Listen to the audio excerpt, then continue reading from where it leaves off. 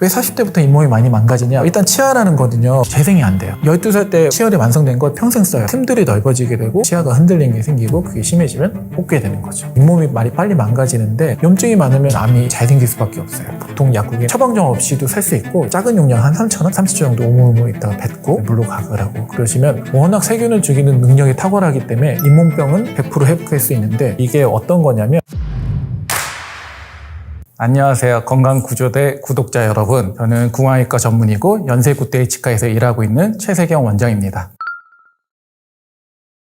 그래서 저는 그 환자들 볼 때 두 부류로 나눠요. 딱 10대 후반, 20대 초반이면 대부분 충치겠거니 그렇게 생각을 하고 40대부터는 아프다 그러면 충치보다는 잇몸이 많이 안 좋겠거니 하고 보는데 왜 40대부터 잇몸이 많이 망가지냐? 두 가지가 있어요. 첫 번째는 일단 치아라는 거는요. 12살 때 치열이 완성된 걸 평생 써요. 재생이 안 돼요. 그러면 어쨌든 감모가 되다 보면 틈들이 넓어지게 되고 일단 틈이 넓어지면 결국 음식물을 껴요. 아무리 내가 관리 잘해도. 그리고 40대 때 분들이 제가 느끼기에 남성분들 정말 바쁘죠. 가장의 무게로 돈도 벌고 가정을 지키다 보니까 항상 여기 교근이라고 하는 깨무는 근육들이 엄청 발달돼 있어요. 그런 분들 정말 꽉물고 자거든요. 그러면 우리가 맨날 엄청 딱딱한 신발을 신고 다니면 발이 숨을 못 쉬잖아요. 잘 때는 얘도 숨 쉬고 좀 이완돼 있어야 되는데 잘 때 꽉물고 자면 잇몸들이 탄성 회복이 안 돼요. 그럼 잇몸을 계속 눌리면 잇몸과 뼈 사이에 그런 막들이 막 부으면서 뼈가 녹기 시작해요. 그래서 또 잇몸 질환도 많이 생기고 40대부터는 잇몸 질환을 정말 신경 써야 돼요. 그래서 양치질도 잘해야 되지만 의외로 놓치는 게 본인이 되게 꽉 물거나 치아에 힘을 주고 있는 걸 모르는 경우가 많아요. 그래서 제가 여기서 좀 간단하게 말씀드리면 그거를 자가 진단할 수 있는 방법은 뺨에다가 손을 대고 꽉 물어보세요. 꽉 물을 때 볼록볼록한 근육이 꽤 두껍게 느껴진다 그러면 내가 이 근육이 되게 발달된 거고 두 번째 보는 거는 내가 낮에 이렇게 하다가 한번 문득 치아를 봐요. 치아가 윗니랑 아랫니가 다 있잖아요.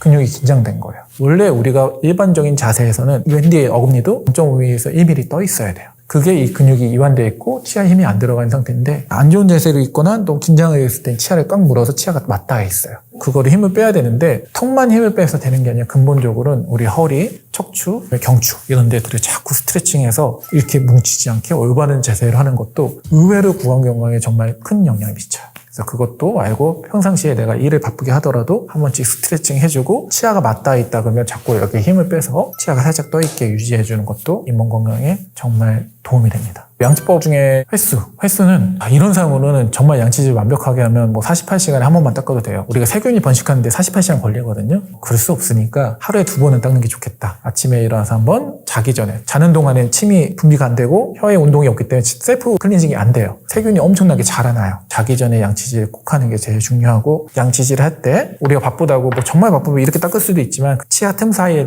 플라그가 그대로 남아있다. 그래서 모디파이드 바스법으로 치아랑 잇몸 사이 틈에 45도 넣어서 쓸어내리는 게 좋은데 이게 힘들면 전동 칫솔 쓰시면 되고 그 다음에 자기 전에는 반드시 치간 칫솔 만약에 가능하다면 구강세정기까지 쓰는 게 좋겠다. 10대는 좀 뻣뻣한 칫솔 못 쓰라고 했잖아요. 그때는 사실 잇몸 닦지 않아도 건강해요. 근데 이제 30대부터는 잇몸 부위, 이 틈, 결국 틈이에요, 틈. 치아는 그때는 잘 안 썼거든요. 치아랑 잇몸 사이 틈, 치아랑 치아 사이 틈. 두 군데를 잘 닦는 건데 칫솔로는 치아랑 잇몸 사이 틈을 잘 닦고 치아랑 치아 사이 틈은 치실과 치간 칫솔을 잘 닦자. 이게 이제 제가 계속 강조하는 내용입니다.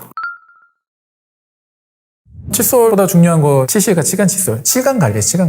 사실 칫솔질 안 해도요. 혀랑 물만 가글 해도 표면은 되게 잘 닦여요. 근데 안 되는 데는 치아랑 치아 사이들 남아있는 플라그들은 치실이나 치간 칫솔 아니면 절대 제거가 안 돼요. 가끔 제가 구강세정기 좋다고 했지만 구강세정기만으로 다 제거가 될 것 같지만 껴있는 거 있죠. 그건 제거가 안 돼요. 치간 칫솔 종류도 예전에는 좀 한 종류였어요. 이제 금속에다가 나일론 칫솔 뭐가 있는 거였는데 요새는 플라스틱으로 된 것도 나오고 그런데 그런 것보다 더 중요하다고 생각하는 건 사이즈가 제일 중요해요. 치간 칫솔의 사이즈는 스몰 3개짜리 S에 SS, S 2개짜리 S, 미디엄, 라지 이게 있는데 라지로 갈수록 되게 크죠. 사실 저는 라지를 쓸 일이 있을까 싶을 정도로 라지 너무 크고요. 제가 보통 추천해드린 건 처음엔 S 3개짜리 얇아요. 얇아서 잘 구부러지니까 잘못 쓰면 이렇게 찢을 수 있지만 그 조심스럽게 쓴다면 S 3개짜리면 웬만한 데 다 닦을 수 있고 앞서도 말씀드렸지만 치간 칫솔 절대 빡빡하게 쓰면 안 돼요. 조금 부드러운 게 낫고요. 두 번째로 치간 칫솔 쓸 때 주의하실 점은 치약을 묻히면 안 돼요. 치아랑 치아 사이 목 부분인데 치아의 목 부분들은 표면의 경도가 약해요. 치약 안에는 연마제가 많잖아요. 계속 쓰다 보면 이 부분은 잘 패이기 때문에 치간 칫솔을 물만 묻혀서 쓰는 거고, 그럼 관리는 어떻게 하냐? 물 묻혀서 치아 축에 수직으로 집어넣어서 두세 번 반복한 다음에 물로 깨끗이 씻고 마르고, 모양이 많이 변형되면 원래 치간 칫솔 일회용이라고 하지만 한 번 쓰고 버리긴 좀 같고 한 2, 3일 쓰고 버리시는 게 좋아요. 건드리기만 해도 피가 난다, 그럼 무서워하지 말고 더 닦아야 돼요. 피가 나는 원인은 결국 뭐냐? 거기 안에 세균이 있는 거고, 세균이 있다는 건 음식물 찌꺼기가 있다는 거거든요. 정확하게 말하면 플라그. 그거를 더 닦아내다 보면 보통 3일에서 5일 지나면 피가 멎어요. 근데 일주일 이상 지속된다, 치과를 와야 되는 게, 그때는 치태라기보다는 치석화돼서 돌덩이처럼 단단하기 때문에 특수기구로 제거하지 않으면 제거가 안 돼요. 그때는 이제 치과를 오시는 게 좋고, 플라그일 때는 치간 칫솔 쓰면은 가라앉기 때문에 피가 나더라도 그냥 무서워하지 말고 계속 닦아주는 게 좋습니다. 치실을 쓸 때 빨리 쓰려면 치실을 이렇게 길게 뽑아서 한쪽 손에 돌돌 감고 짧은 걸로 쓴 다음에, 쓴 거는 가능하면 왼쪽 손으로 감아서 쓴 부위는 안 쓰고 새 걸 풀어서 쓰고, 그런 식으로 쓰면 좋고요. 내가 근데 이게 좀 어렵다 그러면 일회용 치실 있거든요. 새총 모양의 치실이 달려있는 거. 그게 장점은 일단은 집어넣을 때 힘 조절이 쉬워요. 그래서 팍 집어넣어서 피나는 게 좀 덜하고 휴대가 좀 더 간편하고 그런 게 장점이 있어요. 그러면 이제 줄로 된 치실 쓰느냐 일회용 치실 쓰는 게 좋냐, 그건 상관없지만 내가 숙달되면은 줄 치실 쓰는 게 아무래도 경제적으로도 낫고 플라스틱을 좀 적게 쓰는 환경 보호에 도움이 되지 않을까 생각을 합니다. 치실을 치아 사이 틈에 들어가서 위아래로 살짝 쓸어내리라고 하는데 그게 사실 쉽지는 않아요. 그래서 내가 30대 이상이다 그러면 치실로 한번 치아랑 치아 사이에 낀 플라크를 제거하고, 만약에 공간이 넓다 그러면 그 부분만 치간 칫솔 덧대서 쓰는 거 전 권해드리고, 치실로 다 닦으면 좋지만 치실의 근본 목적은 만약에 내가 치아랑 치아 사이 틈이 넓지 않다 그러면 한번 토과시켜서 그 사이에 플라크만 한 번만 제거해도 훨씬 낫습니다. 치실 자체로 벌어지기는 쉽진 않아요. 아까 말씀드린 것처럼 팍 집어넣지 않고 살살살 비벼서 집어넣는다면 괜찮은데, 여기서 주의해야 될 건 치간 칫솔은 벌릴 수 있어요. 치간 칫솔을 쓸 때 가장 큰 주의해야 할 점은 절대 빡빡하게 넣으면 안 된다, 그렇게 생각을 하시면 됩니다. 저희가 치과 와서 임플란트 수술을 받는다든지 사랑니 발치하고 나면 빨간 약으로 막 소독하는 걸 본 적이 있어요. 저희가 드릴 때도 있어요. 처방에서 집에서 아침 저녁 가글 하세요. 이게 어떤 거냐면 빨간색도 있고 투명한 것도 있어요. 근데 이거는 클로로헥시딘이라는 약제인데, 클로로헥시딘은 성분명이고 보통 약국에는 헥사메딘, 헥사자 들어가는 약으로 많이 나오는데 구강 내 어떤 조직을 상하지 않게 하면서 세균 박멸에 엄청난 효과가 있어요. 그래서 우리가 기구를 소독할 때 조금 민감한 기구들은 알코올로 소독 못하니까 헥사메딘으로 소독해도 100% 박멸이 되거든요. 그만큼 세균 박멸, 바이러스 박멸에 도움이 되는데, 헥사메딘을 사용하면 어쨌든 우리가 입안에 세균은 항상 있는데 몸의 방어력이 깨지든지 음식물이 많이 껴서 세균이 더 늘어났을 때 문제가 생기거든요. 물론 그때마다 치과로 오면 좋겠지만 바쁘시다 그러면 일단 세균을 좀 줄여야 되잖아요. 그래서 양치질 잘하면서 안 될 때는 헥사메딘 가글을 조금 덧대 주시면 세균이 줄기 때문에 도움이 되는데, 특히 어떤 부위가 계속 붓는다 그러면 양치질 하고 나서 치간 칫솔에 헥사메딘 묻혀서 치간 칫솔 하는 것도 정말 큰 도움이 돼요. 그리고 처방전 없이도 살 수 있고, 작은 용량 한 3,000원? 그 정도고, 그거를 가글할 때는 원액도 되고 독하면 물 반 섞어서 30초 정도 우물우물 있다가 뱉고 조금 시간 지난 다음에 물로 가글하고 그러시면, 헥사메딘 성분의 장점이 조금 있다가 물로 가글해도 성분 자체가 치아에 좀 붙어있기 때문에 지속적인 효과를 발휘해요. 그래서 너무 좋은 약제다. 다만 모든 게 좋은 것만 있는 건 아니잖아요. 워낙 세균을 죽이는 능력이 탁월하기 때문에 이거를 2주 이상 계속 쓰면은 입안에 있는 좋은 세균도 죽을 수 있고요. 그러다 보면 입안에 있는 좋은 세균들이 없어지면서 착색 유발균이 많아지는 거거든요. 평상시에 그게 없는데 좋은 세균이 없어지면 그 자리에 착색 유발균이 많아지니까 착색 생길 수도 있고 입맛이 바뀐다든지 여러 부작용이 있을 수도 있으니까 헥사메딘 사용할 때 2주를 넘기지 말아야 돼요. 2주 동안 사용했는데 계속 붓는다, 당연히 치과를 오셔야 되고, 저는 그냥 일주일 정도 사용하는 게 가장 좋다. 일주일 내에 해결 안 되면 치과에서 전문적으로 해결하는 게 맞습니다. 가글류 중에서 오래 써도 되는 가글이 있고 아닌 가글이 있는데, 헥사메딘 정말 오래 쓰면 안 되는 가글이에요. 왜냐? 정말 센 박멸 능력이 있고, 우리가 보통 쓰는 가그땡이라든지 스테땡 뭐 이런 것들은 그런 박멸 성분은 없고, 대신 아까 말씀드린 것처럼 세균을 좀 줄여주는 CPC 성분이 있는 거라서 그거는 좀 오래 써도 돼요. 다만 가글 중에서 요새는 거의 없어졌는데 알코올 성분이 많은 가글이 있거든요. 그건 개운한 맛은 있는데 알코올 성분 자체가 입안을 건조하게 만들어서, 일단 입안에 침이 없으면 큰일 나거든요. 건조하게 만들면 세균이 확 증식돼요. 그래서 알코올 들어간 성분 가글은 안 쓰는 게 좋고, 일반적인 가글은 오래 써도 되지만 헥사메딘 가글은 세균 박멸 능력이 너무 뛰어나니까 절대 2주를 넘기지 말고, 제가 권장해드리는 건 딱 1주 썼는데도 개선이 없다 그러면 이제 치과 오시는 게 좋죠. 소금 좋아하죠.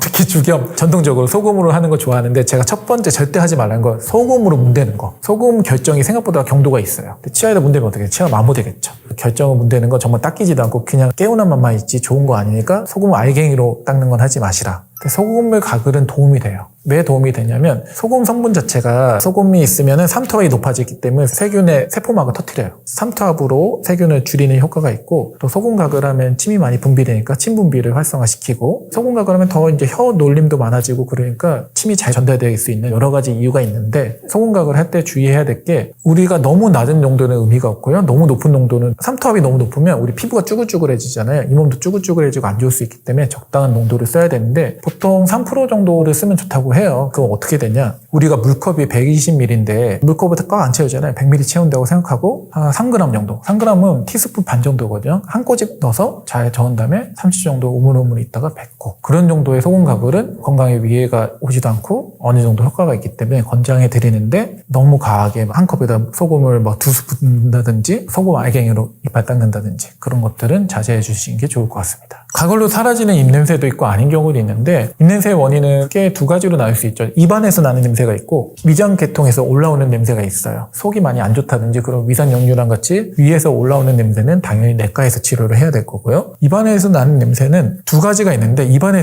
염증이 많아가지고 냄새가 나는 거예요. 음식물 끼거나 그런 것들은 가글하면 좋아질 가능성이 높아요. 염증이 사라지니까. 우리 음식물 고여있으면 어때? 썩으면 냄새 나잖아요. 입안에 있어도 썩어요. 그럼 냄새가 난단 말이에요. 그런 것들은 스케일링하고 청소하고 가글하면 좀 좋아질 수 있는데 두 번째, 입안에서 냄새를 유발하는 현기성 세균이 많아서 쥐가 나는 분들은 세균 조성을 바꾸지 않으면 냄새가 잘 안 사라지는데 이런 분들은 가글만으로 그 세균들이 다 없어지기가 쉽지 않은 게 좋은 세균들보다도 걔네가 질겨요. 원래 악당이 더 질기잖아요. 그래서 그런 경우는 가글해도 좋은 세균이 오히려 줄어드니까 나쁜 세균들 좋은 세균이 빠지니까 자리가 더 비었네 하고 더 번식되면서 냄새가 더 날 수 있는 거죠. 그래서 그런 경우는 조금 더 전문 병원에서 면밀한 치료를 받는 게 좋고 거기에 대한 대안으로 현재는 구강 내 유산균 투여도 많이 연구되고 있어요. 우리가 장이 안 좋으면 어떻게 해요? 장내 유산균 먹어서 좋은 세균 늘린 것처럼 입안에도 자꾸 좋은 세균 늘려서 나쁜 세균을 쫓아내자. 구강 내 유산균에 대해서는 아직 막 100% 정립되진 않았지만 제가 그런 분들한테 좀 권해드리는 게 일단 나쁠 건 없기 때문에 그런 방법을 채택할 수 있다. 그렇게 알고 계시면 될 것 같습니다. 우리나라에 정말 좋은 건강보험 제도가 있죠. 예전에 제가 처음에 개업할 때만 해도 스케일링이 보험이 안 됐어요. 그래서 뭐 한 6, 7만 원 내고 하셨어야 되는데 만 19세 이상은 1년에 한 번 무조건 스케일링, 전체 스케일링이 보험이 돼요. 그래서 본인 부담금이 만 원에서 2만 원 사이로 나오게 되고 그게 왜 의미가 있냐면 일단 올 때마다 청소를 하니까 기본적으로 우리가 아무리 양치를 잘해도 조금 구석구석 끼는 거 있잖아요. 그 전문가의 손길로 닦아내기 때문에 잇몸이 건강해지고 두 번째로 올 때마다 잇몸 상태에 대해서 치아 상태에 대해서 스케일링 하다 보면 우리가 구석구석 들여다봐야 되거든요. 놓치고 있는 충치라든지 그런 것도 발견하기 좋고 그리고 내가 올 때마다 아무래도 의사 선생님께서 어떤 상태다 얘기를 하니까 내 상태에 대해서 파악하고 있으니까 좀 더 조심하게 되는 여러 가지 좋은 효과가 있기 때문에 1년에 한 번 스캐닝하는 거 정말 좋은 제도라고 생각합니다. 환자분들이 여쭤볼 때가 있어요. 스케일러 그 기구로 치아를 막 대면은 치아가 안 파이냐? 파이죠. 근데 만약에 스케일러를 하는 거를 막 수직으로 치아 꽉 누르고 있으면 파이지만 우리는 절대 그렇게 하지 않아요. 옆에서만 긁기 때문에 뭐 정말 미세한 만문에 있을 수 있지만 치아가 파이는 건 아닌데 왜 느껴지냐? 일단 잇몸이라는 게 치석이 있는 상태에서는 무조건 부어요. 왜 붓냐? 우리가 세균이 있으면 몸에서 혈관을 증식시키니까 혈관이 증식시키면 어떻게 붓겠죠. 그런데 부어있는 상태에서 꽉 차 있다가 저희가 이제 치석을 제거하려면 붓기가 싹 가라앉아요. 그러면 뭔가 허전한 느낌이 들고 잇몸이 내려갔다 생각을 할 수 있고 또 잇몸이 내려가면 잇몸이 부풀어 있을 때는 뿌리가 덮고 있었는데 내려가면 뿌리가 드러나는 경우가 있어요. 건강한 상태에서 봤으면 전혀 그럴 일이 없지만 처음에 급격하게 시리거든요.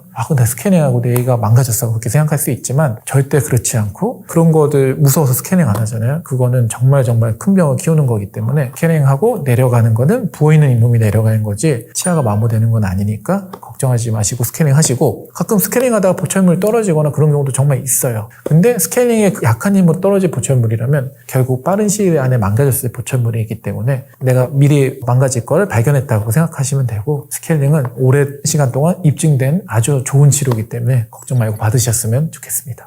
잇몸 치료 계속 안 하고 버티다가 예를 들면 충치 치료는 한두 개 가면 100만 원, 200만 원대겠지만 잇몸을 안 살렸어요. 그래서 치아를 4-5개 뽑으면 거의 몇백만 원이 바로 나오게 될 수 있겠죠. 임플란트를 해야 되기 때문에. 사실 이제 환자분들이 잇몸 치료가 보험이 되는 건 다 어느 정도는 알고 계시는데 약간 또 귀찮은 것도 있고 무서워서 안 오시는 것도 있는데 아무리 무서워도 빨리빨리 치료할수록 나중에 일이 커지지 않으니까 치과를 오시는 게 좋고요. 저는 사실 정기검진을 계속 와야 되는 것도 중요한 게 우리가 건강검진을 매년 받아야 되는 이유가 내가 내 몸 상태를 알아야지 자꾸 대비를 하잖아요. 내가 잇몸 질환이 있는지 없는지도 알고 이게 매년 어떻게 진행되는지 알아야지만 거기에 대한 대처를 하고 또 만약에 이제 내가 치과를 옮기게 되는데 내가 매년 정기검진에서 내 상태를 아는데 갑자기 급속도로 막 충치가 여러 개 있다 그러면 가임지를 의심해 볼 수 있는데 내가 10년에 한 번 가면 충치가 여러 개 있다 그랬을 때 이게 진짜인지 아닌지 알 수도 없겠죠. 그래서 1년에 한 번씩 정기검진을 가는 게 내 상태를 알고 조심할 수도 있고 치과에서 가임치료도 필요할 수 있는 길이기 때문에 최소 1년에 한 번씩은 오시는 게 좋습니다. 크게 3가지인데 점성 높은 거, 특히 어린 나이에 10대 후반, 20대 초반 충치 잘 생기잖아요. 어떤 게 있냐면 뭐 카라민이나 젤리 같은 것도 있는데 저는 의외로 모르시는 게 감자칩 종류 있죠. 포카땡 뭐 이런 것들. 그게 전분이 정말 높아서 한번 드셔보시고 양치를 해보시면 아는데 양치를 진짜 열심히 해도 치아 홈 사이에 다 남아있어요. 그래서 그 전분은 정말 세균이 좋아하는 성분이거든요. 충치 유발을 정말 많이 하기 때문에 전분이 있는 그런 것들은 안 좋다 생각을 하고 두 번째 연령대가 올라갈수록 얼음 깨먹는 거나 캔디 깨먹는 거 정말 안 좋죠. 저는 그래서 우리나라 속담 중에 불엄 먹어서 뭐 치아 건강을 한다는 것도 별로 안 좋아하는 게 치아는 재생이 안 돼요. 경도가 한정돼 있다 보니까 계속 딱딱한 거 먹으면 미세한 금들, 현미경 보면 보이는 금들이 조금씩 진행되다가 피로골절이 생겨서 깨지는 거거든요. 나이가 들수록 딱딱한 음식은 좀 피하는 게 좋고 마지막으로 산성 성분, 콜라나 그런 거 계속 먹으면 치아가 부식되고 그리고 바로 뭐 양치하면 부식된 게 회복이 안 되니까 또 계속 진행될 수도 있고 그리고 치아가 내가 너무 많이 마모된다 그러면 꼭 한번 내과 가보시는 게 좋은 게 본인도 잘 모르게 내가 너무 과도한 음주를 한다든지 식습관이 안 좋아서 자꾸 위산이 역류한 사람들이 있어요. 근데 위산이 콜라보다 훨씬 센 산성분이거든요. 역류증 있는 사람들은 보면 치아가 되게 많이 녹아요. 그런 분들은 내과에서 꼭 고치는 게 좋고요. 그래서 이제 제가 피해야 된다고 생각하는 음식은 어린 나이일수록 산성 성분이나 점성 있는 거 나이가 들수록 얼음이나 캔디 깨먹고 안 그러시겠지만 이제 젊을 때 병뚜껑 따고 그랬는데 절대 그렇게 하시면 안 됩니다.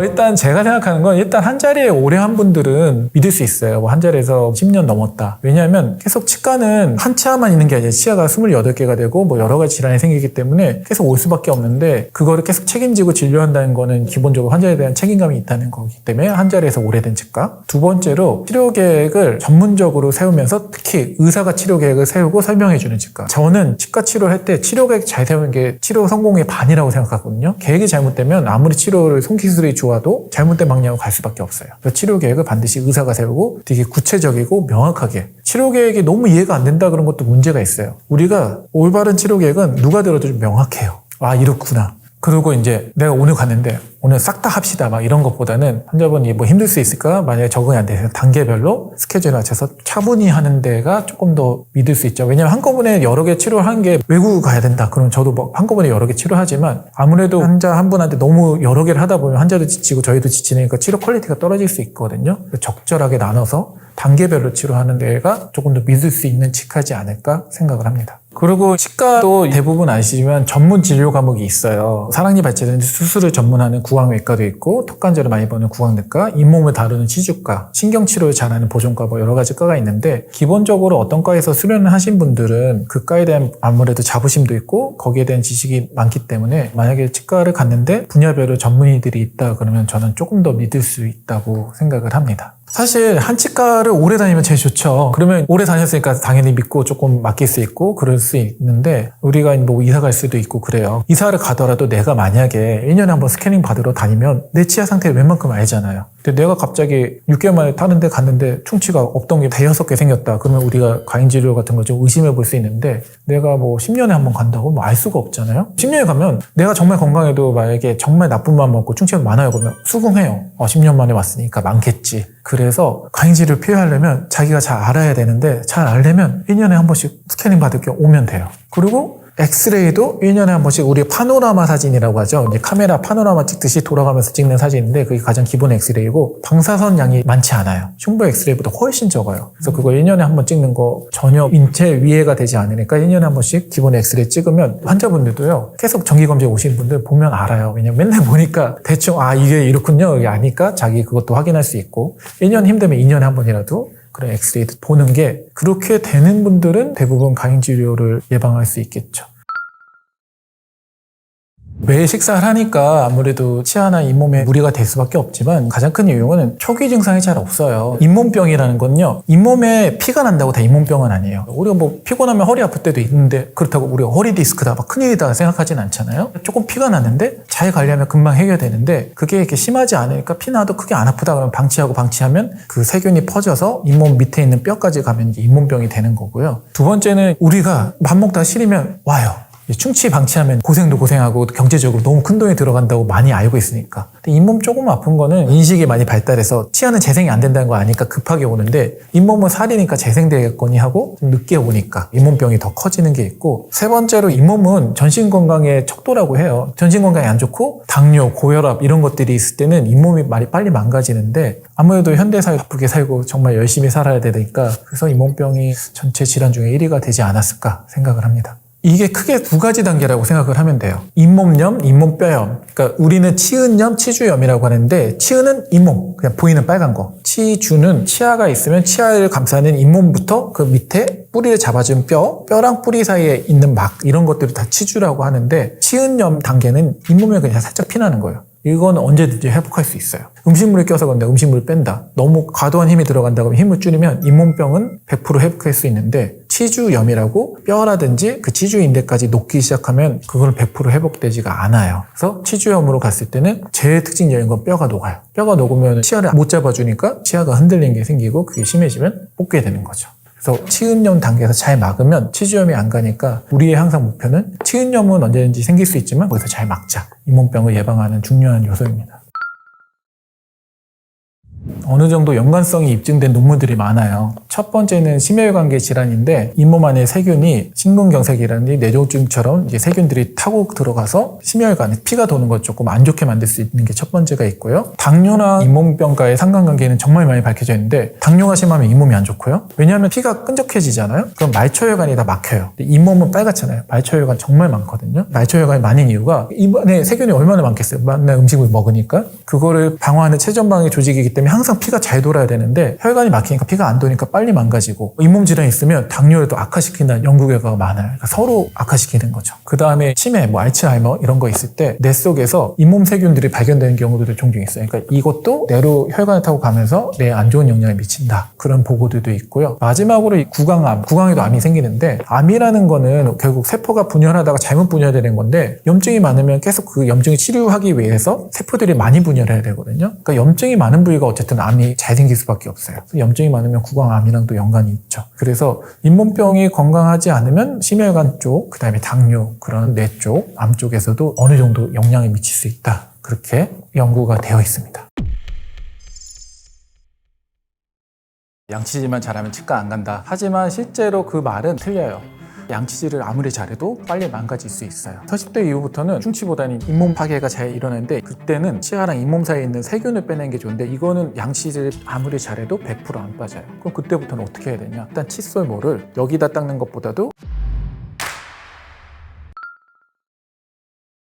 일단 양치법에 대해서 잘못하는 거는 횡마법이라고 배우거든요. 옆으로 닦는 거예요. 횡적으로. 이렇게 닦는 게 편해요. 편하긴 편한데 이렇게 닦으면은 일단 이 치아 사이 틈이 잘 안 닦이고 옆에가 자꾸 닦이니까 치아 이 목 부분들이 마모되거나 잇몸이 패일 수 있어요. 이게 첫 번째 가장 안 좋은 거. 두 번째는 우리가 이제 보이는 게 아무래도 중요하다 보니까 바깥쪽 면만 자꾸 닦아요. 안쪽 면, 특히 안쪽 면에 음식물 끼는 게 잘 안 빠지는데 목구멍 뒤쪽 돌아가는 이런 면을 소홀히 하게 되니까 그게 두 번째 잘못된 거고 세 번째는 우리 바쁘다 보니까 양치 시간을 충분히 못 주고 막 30초 그러면 당연히 바깥쪽밖에 못 닦아요. 그러니까 안쪽은 계속 망가질 수 있겠죠. 그 다음에 여성분들보다 남성분들 중에 우리가 칫솔의 교체 주기는 적당히 쓴다면 2, 3개월? 빨라야 한 달 이내인데 2주 만에 칫솔 바꾸시는 분도 있어요. 남성분들 빡빡 닦아야지 시원하거든요. 그런 것도 정말 치아를 폐기하고 잇몸을 폐기하기 때문에 너무 과도한 압력으로 닦는 거. 그런 것들 정도가 잘못된 양치법이라고 생각을 합니다. 힘을 줘서 닦는 게 칫솔모가 되게 부드러우면 괜찮겠지만 좀 뻣뻣한 칫솔모로 닦을 때 힘을 주다 보면은 아무래도 치약 부위로 자꾸 칫솔모가 쏠리게 돼요. 근데 그리고 패여 있는 데는 결국 치아랑 잇몸 사이 틈이거든요. 이쪽 부분은 치아 중에서 경도가 가장 약한 부분이에요. 표면의 강도가. 그래서 여기를 자꾸 세게 되면 여기는 점점 패이면 음식물이 고이게 되고 거기에 불편하니까 자꾸 닦게 되면 더 패이고 그런 악습관이 생기게 되면은 치아가 금방 망가질 수 있죠. 삼손삼 좋다고 생각하는데 여기서 조금만 주의해야 되는 거는 일단 첫 번째로 3분 닦는 거 정말 좋은데 우리가 이제 너무 3분에 매몰돼 있다 보면 계속 3분 타이머 재고 그냥 계속 물고 있다든지 닦이는 데만 닦아요. 왜냐하면 우리가 혀 쪽 안쪽을 닦다 보면 약간 구역질도 나고 불편하거든요.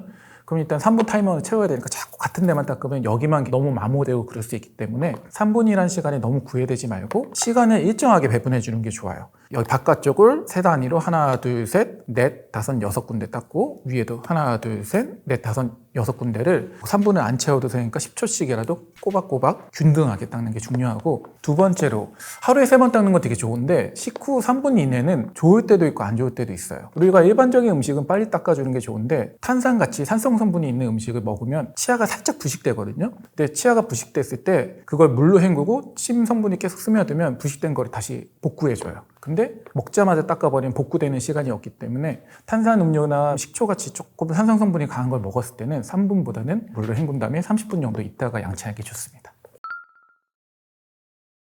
양치 도구 고르는 거는 사람에 따라서도 다른데 저는 크게는 나이에 따라 다르다고 생각해요. 우리가 특히 10대 후반에서 20대 초반까지 정말 충치가 잘 생기는데 잇몸 망가지는 건 극히 드물어요. 그때 포커스는 충치예요. 충치를 잘 제거하려면 칫솔모가 너무 부드러운 것보다 빳빳해야 되고 왜냐하면 그 어린 나이 때는 치아 가운데 있는 홈들이 되게 깊게 파여 있거든요. 근데 이거 너무 부드러운 걸로 하면 홈 안에 있는 음식물이 잘 안 빠지고 어린애들이 좋아하는 것 중에 젤리나 포카칩 같이 전분이 많고 점성이 있는 것들은 안 빠져요. 그럴 때는 조금 뻣뻣한 칫솔로 치아 자체를 닦는 게 더 중요하고요. 그리고 내가 잇몸이 진짜 두껍고 튼튼하다 그러면 뻣뻣한 걸 써주셔도 돼요. 그런데 우리가 30대부터는 충치 잘 안 생겨요. 왜냐? 치아 안에 있는 홈들이 다 마모돼서 안 끼거든요. 그때는 충치보다는 치아랑 잇몸 사이에 있는 세균을 빼내는 게 좋은데 여기는 뻣뻣한 모를 쓰면은 경도가 약한 부위이기 때문에 잘 패여요. 그때는 부드러운 모로 잇몸과 치아를 마사지하시 빼내는 게 좋기 때문에 보통 성인이 되고 30대 이상에서는 부드러운 칫솔모를 권해드리고 10대, 20대 때는 조금 빳빳한 게 음식물 찌꺼기 잘 빼낸다. 또 칫솔 사이즈를 여쭤보시는 게 있는데 사실 원형이나 네모나 직사각형은 저는 그렇게 중요하다고 생각하진 않고 칫솔모는 작으면 작을수록 좋아요. 작을수록 그 안에 있는 음식물들을 정밀하게 빼낼 수 있는데 문제는 작으면 작을수록 칫솔을 할 때 너무 오래 걸리죠. 그래서 너무 두꺼운 거 말고 일반적인 직사각형 모양 중에 조금 슬림한 걸 선택하는 게 양치질을 잘하는 데 도움이 된다. 그렇게 생각하시면 좋습니다. 그런 얘기 있죠. 한때 유행했던 게 칫솔 살균기 있었어요. 이렇게 딱 하면 UV 나오고 건조도 되고. 예전에 이제 그런 얘기가 나왔던 게 일단 화장실 습하잖아요. 습하면 세균이 번식하기 좋고 두 번째로 뭐 변기 물 내면 세균이 많이 튄다. 그런데 사실 요새는 변기들이 옛날만큼 많이 튀는 변기는 없다 그러더라고요. 그렇지만 어쨌든 세균이 날아다니는 게 좋은 거고 우리가 물을 자꾸 헹구고 뱉잖아요. 입안에는 항상 세균이 있단 말이에요. 어쨌든 세균이 여기저기 날아다니는 거기 때문에 칫솔에 세균이 잘 번식할 수 있는데 그 정도 세균이 있다고 그래도 잘 닦고 세척만 잘하면 큰 문제가 없기 때문에 제가 일단 추천해드린 건 칫솔질을 하고 나서 칫솔은 꼭 건조를 시켜야 돼요. 이게 젖어 있으면 세균이 번식하거든요. 칫솔을 놔둘 때 칫솔물에 항상 노출돼서 공기가 잘 통하는 곳에서 건조될 수 있게 해야 되고 우리가 칫솔물에 뭐 달라붙는 게 걱정돼서 캡 같은 걸 씌울 수 있는데 젖은 상태에서 캡을 씌우는 건 안 좋기 때문에 차라리 공기 잘 통하는 곳에다 노출시켜서 통풍이 잘 되게 놔두는 게 더 낫다.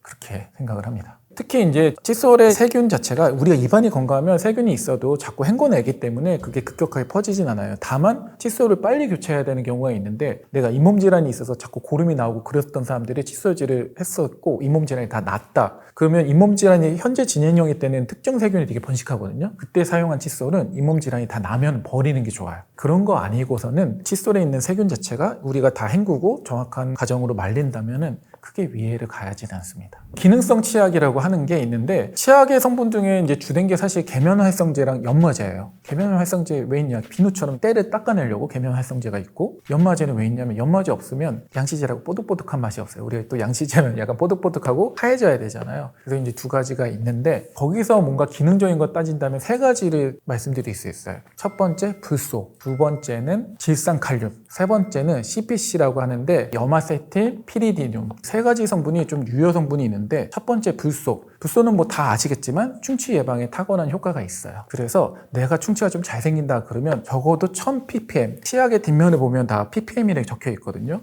1000ppm 이상 되는 치약을 써야 되고, 그게 평균이고, 조금 더 예방하고 싶다 그러면 1450이 가장 높은 거예요. 1450ppm짜리 고불소 치약을 쓰는 게 좋아요. 다만 3살 미만의 아이들은 그걸 삼킬 수 있는데, 고불소를 삼키면 배탈이 날 수 있기 때문에 어린이들은 조금 삼킨다 그러면 500ppm 미만의 저불소 치약을 쓰는 게 좋고, 충치 예방을 위해서는 불소를 따져야 되고요. 두 번째, 내가 치아가 많이 마모되거나 그래서 치아가 좀 시린 사람들이 있어요. 그런 분들은 불소도 도움이 되지만 더 중요한 건 질산칼륨. 질산칼륨은 이제 치아 안에 있는 시린 부분을 잘 막아줘서 덜 시리게 하거든요. 그래서 우리가 보통 시중에서 시린이 치약의 성분들이 질산칼륨인데, 그때는 질산칼륨이 들어간 치약을 쓰는 게 맞고요. 마지막으로 내가 잇몸병이 잘 생긴다, 조금 세균 감염에 취약하다, 그런 사람들이 있어요. 그런 사람들은 세 번째 성분 CPC가 들어간 치약을 쓰면 되는데, CPC는 보통 가글에도 들어가는 건데 세균과 바이러스를 억제하는 데 되게 탁월한 효과가 있어요. 교과서적이나 배우는 건 콩알 하나만큼 짜라고 해요. 왜 그러냐면 불소 농도 같은 것도 콩알 하나면 우리가 필요한 농도가 나오고, 치아가 좀 가득 짜게 되면은 거품이 빨리 생기게 되니까 자꾸 헹구게 되니까 오히려 이 효과가 떨어지기도 하고, 우리가 불소 치약 같은 거 쓸 때도 적당한 양이어야 되는데 너무 과하게 들어갈 수 있어요. 그래서 교과서적으로는 콩알 하나만큼을 추천을 하고, 나이가 어릴수록 조금 덜 쓰는 것도 괜찮아요. 내가 치약을 삼킨다 그런 사람들은 어쨌든 불소 치약을 안 쓰면 되지만, 불소 치약 쓴다 그러면 삼키는 것 자체가 몸에 안 좋을 수 있기 때문에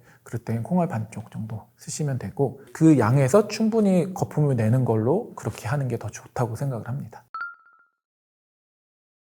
양치하는 방법은 모두가 똑같아요. 올바른 방법이 정해져 있는데, 저희가 횡마법이라고 했죠. 이렇게 닦는 거, 이렇게 닦는 거의 장점은 두 가지밖에 없어요. 손이 편한 거, 두 번째 빨리 닦는 거. 단점은 너무 많아요. 치아 목 부분을 패이게 하고 잇몸도 패이게 하고 사이사이가 하나도 안 닦여요. 그래서 횡마법 말고 우리가 추천해 주는 건 좀 시간이 걸리더라도 치아랑 잇몸 사이를 잘 닦는 모디파이드 바스 번영법이라고 하는데, 그런 방법을 추천해 드리는데, 일단 칫솔모를 여기다 닦는 것보다도 치아랑 잇몸 사이에다 45도로 놔요. 살짝 진동을 준 다음에 이렇게 쓸어내리는 거죠. 이게 사실 시간이 오래 걸려요. 하지만 치아랑 잇몸 사이, 여기가 태는 여기 다 남는다 그랬잖아요. 양치를 이렇게 하고 나서 이쑤시개 같은 거 긁어보면 하얗게 막이 나와요. 그래서 그런 것들을 없애기 위해선 이렇게 45도로 진동을 주고 쓸어내는 모디파이드 바스법을 해야 되는데, 내가 이게 정말 너무 힘들다, 저는 그런 분들한테 뭘 추천하냐, 전동 칫솔을 정말 강력 추천해요. 전동 칫솔은 자동 진동이 되거든요. 그런 사람들이 힘들면 여기까지 45도 되고 있는 거예요. 옮기고 그러면 기본적으로 평균 이상이 돼요.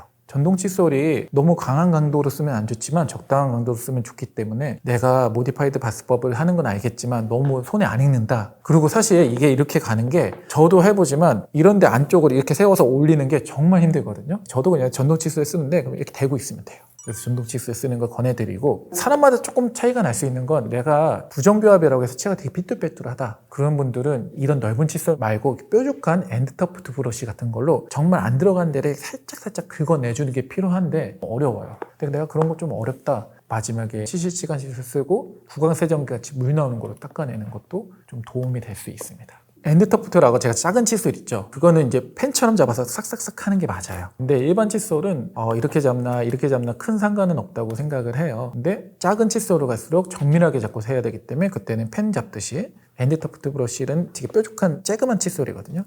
그렇게 닦는 거고, 일반적인 칫솔은 저는 크게 상관은 없다고 생각합니다. 3분 정도가 맞다고 생각하는데, 아침 같을 때는 바쁘시면 2분 정도 양치하고 나머지 1분은 치실이나 치간 칫솔 쓰는 게 좋다고 생각을 해요. 그 정도만 해도 정말 평균 이상 간다. 계속 강조하는 건데, 치실이나 치간 칫솔, 특히 30대 넘어가면, 30대 아니고 어린 나이에라도 내가 치아가 좀 삐뚤빼뚤해서 음식물 잘 낀다 그러면 반드시 치실을 해야 돼요. 아무리 양치질 잘해도 양치질만으로는 전체 치아 표면의 60에서 70%밖에 안 닦여요. 또 나이가 많아서 조금씩 이제 잇몸이 내려가서 공간들이 생긴다 그러면 치간 칫솔로 꼭 안에를 닦아줘야 되고요. 그 다음에 이제 거기서 조금 더 도움을 받을 수 있는 건 구강세정기. 상품명이긴 한데 우리는 이제 워터픽이라고 많이 알고 있죠. 물 나오는 거. 그거를 쓰시면은 조금 더 개운하게 닦을 수 있는 게 있고, 마지막으로 좀 더 덧붙인다면 혀 클리너가 있어요. 혀 칫솔인데, 제가 권하지 않는 건 칫솔로 이렇게 혀를 닦는 분들이 있어요. 치아에 있는 세균과 혀에 있는 세균이 조금 다를 수 있는데 옮기는 게 되거든요. 혀 닦는 건 따로 칫솔물 말고 혀 전용 클리너가 있는데, 플라스틱으로 된 걸로 이렇게 혀를 한 번씩 닦아주면 세균이나 그런 걸 없애서 혀의 설태를 좀 없애주니까 구취 예방에도 도움되고 세균 감소에 도움이 좀 됩니다. 이건 순서는 사실 엄청 중요하진 않을 수 있지만 제가 생각하고 가장 효율적인 순서는 우리 설거지 할 때 보면은 접시에 음식물 찌꺼기가 남았어요. 그러면 일단 음식물 찌꺼기 먼저 큰 거 버리고 접시 틈가에 낀 거를 제거하고 그다음에 물로 깨끗이 씻잖아요. 똑같아요. 먼저 큰 덩어리를 해야 되기 때문에 칫솔로 60, 70% 면적을 깨끗이 닦아요. 그다음에 틈 사이에 낀 거 치실, 그 다음에 치간 칫솔로 빼요. 그 다음에 물로 한 번 더 세척해주면 좋기 때문에 마지막으로 구강세정기를 쓰는 건데 이렇게 하면 거의 시간 많이 걸리죠. 저는 이렇게 하는 거는 자기 전에 한 번만 해도 충분하다고 생각하고 자기 전에 하는 거 정말 중요한 게 우리가 자는 동안에는 침 분비가 떨어지고 혀의 움직임이 적기 때문에 혀가 움직이면 침이 막 돌아다니면서 세균들을 청소해 주거든요. 그게 없어지기 때문에 세균들이 번식을 잘 해요. 그래서 자기 전에 양치질 할 때는 힘들더라도 칫솔질하고 치실시간 칫솔하고 구강세정기까지 하면 정말 완벽하다 생각을 합니다. 일단 전동 칫솔 저는 정말 추천해요. 저도 치과 의사지만 그냥 손으로 완벽하게 하기 정말 힘들고 바쁘거든요. 안 바쁘면 상관없는데 우리 다 바쁘잖아요. 그럴 바에는 말씀드린 것처럼 전동 칫솔로 군데군데를 자동으로 떨리면서 치아랑 잇몸 사이를 잘 파고들 수 있는 전동 칫솔 쓰는 거 추천하고, 두 번째로 치실시간 칫솔도 매일 쓰면 좋은데요. 안 되면 차라리 구강세정기라도 해라. 근데 이거 구강세정기는 제 그냥 개인적인 경험이지만 무선이 있고 본체에 줄이 달려있는 게 있는데 본체에 줄이 달려있는 게 확실히 수압이 일정하게 조절되고 오래 쓰는 것 같아요. 그 다음에 그렇게 추천하지 않는 건 저는 미백치약 자체를 이렇게 좋아하지는 않아요. 미백치약에는 어쩔 수 없이 연마제 성분이 많이 들어가서 치아를 좀 갈아내야 되는데 실제로 그거 자체 연마제만으로의 미백 효과가 크지 않으니까 이거는 미백 효과를 노리려다 괜히 치아만 더 마모시킬 수 있으니까 차라리 미백을 원하시면 치과에서 정확한 미백 틀을 맞춰서 단기간에 미백을 해버리는 게 좋다고 생각하고, 미백치약 같은 거는 개인적인 소견이지만 그렇게 권장하지는 않습니다.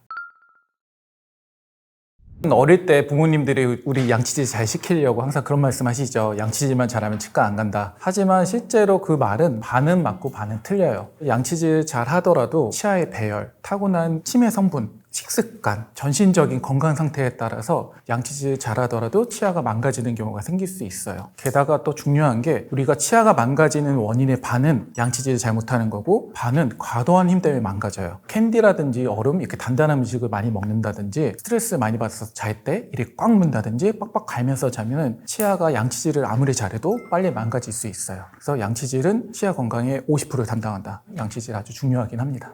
나머지 절반은 이런 분들 많아요. 저 양치질 정말 잘하는데요. 근데 왜 망가졌냐고 물어보시는 분들이 많은데 반은 정말 과도한 힘 때문에 망가져요. 우리가 현대사회에 살면서 스트레스를 많이 받고 일을 열심히 하다 보면은 목과 어깨 근육이 뭉치죠. 거북목과 라운드 숄더 증후군이라고 하는데 그런 데가 뭉치게 되면은 꽉무는 교근이라는 턱 근육이 되게 긴장되게 되고 본능적으로 치아를 자꾸 꽉 물게 되고, 이게 낮에만 되는 게 아니라 특히 밤에 스트레스 많이 받거나 잠을 설치면 미소각성이라고 기억은 못하지만 뇌만 깨면서 이를 갈거나 꽉 무는 게 되게 많이 생기는데 밤에 꽉 물 때는 옆에 있는 사람이 깜짝 놀랄 정도로 세게 물어요. 낮에 하면 10배까지. 그런 것들이 계속 쌓이고 쌓이면 치아들이 막 금이 가고 망가지고 힘이 과도하게 가니까 잇몸도 내려가니까 잇몸이 내려가면 음식물이 더 많이 끼겠죠. 그러면 잇몸병도 더 생기고. 그래서 그런 원인들 때문에 망가지는 게 반이기 때문에 우리가 치아 건강을 정말 생각한다면 첫 번째 양치질 잘하는 게 제일 메인이고요. 올바른 식습관, 너무 단단하고 뭐 캔디나 얼음 같은 거 안 깨먹고 평상시에서 스트레칭 많이 하고 항상 푹 자고 턱에 힘을 빼주는 것도 반을 차지한다. 그렇게 생각하시면 됩니다. 양치질은 정확하게 말하면 플라그 제거라고 해요. 플라그라는 건 뭐냐면 치태라고 부르는데 음식물 찌꺼기는 물로만 헹궈도 빠지고 일시적인 건데 문제는 음식물 찌꺼기가 잘게 분해돼서 눈이 안 보일 정도의 덩어리가 뭉쳐있는 걸 플라그 치태라고 하는데 이게 세균이 엄청 많아요. 이게 충치랑 잇몸 질환의 온상이거든요. 그래서 정확하게 말하면 양치질은 치아랑 잇몸에 있는 플라그를 제거하는 거, 기계적으로 제거하는 게 양치질이라고 생각하면 됩니다. 플라그는 우리가 양치질을 정말 꼼꼼하게 안 하고 대충 양치질하고 봐서 면봉이나 아니면 이쑤시개 같은 거 이런 데 한번 긁어보잖아요. 하얗게 뭐가 묻어나와요. 플라그예요. 음식물 찌꺼기랑 타액과 여러 가지가 섞여서 어떤 점성을 가진 덩어리 같은 게 생겨 있는 거고요. 그게 만약에 점점 더 안 치워져서 딱딱하게 굳는다. 우리가 흔히 아는 치석, 한 돌덩어리가 되는 거죠. 그때 오랫동안 쌓여있으니까 색깔도 시꺼멓게 변해서 치석은 새까맣게 변해지는 거고 처음에 생긴 치태는 좀 하얗습니다. 치태는 주로 이런 틈들이 많이 사이에 끼기 때문에 치태가 있으면 틈 사이가 잘 썩고 잇몸도 빨리 망가지죠. 40대 이후부터는 충치보다는 잇몸 파괴가 잘 일어나는데 잇몸 파괴가 왜 잘 일어나냐면 그때부터 치아는 홈이 없으니까 음식물이 잘 안 껴요, 치아에. 근데 우리가 40대 되면은 결국 나이가 드니까 치아도 마모되고 그러면서 잇몸이 내려가면 이런 틈들이 많이 생기거든요.